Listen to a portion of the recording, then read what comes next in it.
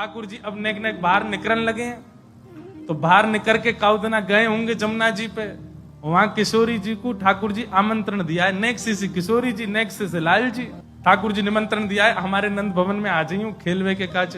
ठाकुर जी कोई बात पे नंदरानी यशोदा मैया से लड़ रहे हैं, भीतर जोर जोर से चिल्ला रहे हैं, चीख रहे हैं, और महाराज गिर गिर करके जमीन पे जिद कर रहे हैं कोई बात की। वही समय किशोरी जी आ गई।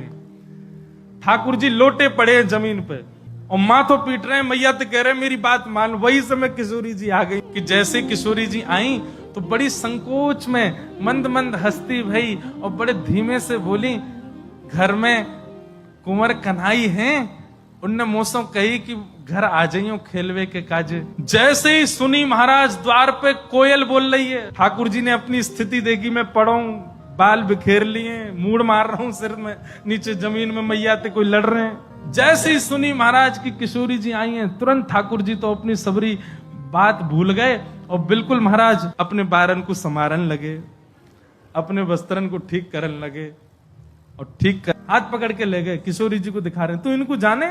मैया बोली ना, मैं तो पहली बार देख रही हूं। मैया बोली मैं तो ना जानू लाला, लेकिन तू कैसे जाने, तेरो कैसे परिचय है गो? ठाकुर जी बोले मैया मैं तो अभी नयो नयो घर से बाहर निकलना सीखूं। बोले हाँ, कल मैं जमुना जी गयो। बोले अच्छा, फिर? बोले लौट के आ रहा सो मैं मार्ग भूल गो, घर को नंद भवन को रास्ता भूल गो। तब जे मेरो हाथ पकड़ के मुंह को बाहर तक छोड़ के गई।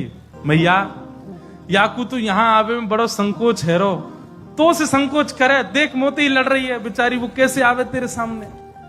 मैया या मारे मैंने अपने करुण भाव ते, मैं तो बड़ो कोमल हृदय कहूं ना, मेरे कोमल हृदय से रीच करके जे यहाँ आई है मैया। मैया तेरो स्वर सुन के बेचारी बड़ी घबरा गई, पर मेरो स्वर सुन के या के मन में बड़ो प्रेम उत्पन्न है गयो, सो मैंने घर बुलाई है, मैं मोसों बड़ी रीझ गई है मैया। अब मैं अकेलो पड़ जाऊं खेलवे को, दाऊ दादा तो बहुत बड़ो मोसों, तो याकू खेलवे के मिस मैंने घर को बुलायो है। मैया करी अच्छा लाला, बढ़िया लीला करो दोनों। और अब श्यामा श्याम दोनों मधुर लीला कर रहे हैं। बाल लीला में ठाकुर जी इतना आनंद कर रहे हैं।